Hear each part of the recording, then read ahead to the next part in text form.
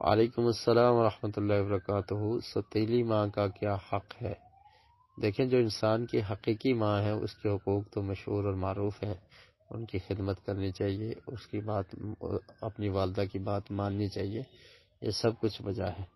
باقی جو آپ کی والد کی وائف ہے، یعنی آپ کی ماں نہیں ہے، سوتیلی ماں جس کو کہا جاتا ہے، تو ان کی عزت اور رسپیکٹ بھی کرنی چاہیے، کیونکہ آپ کے والد کا ان کے ساتھ تعلق ہے اور وہ والد کی وائف ہیں، تو والد کی تکریم کرنا اور والد کی جو قریبی ہیں ان کی تکریم اور عزت کرنا بھی ضروری ہے۔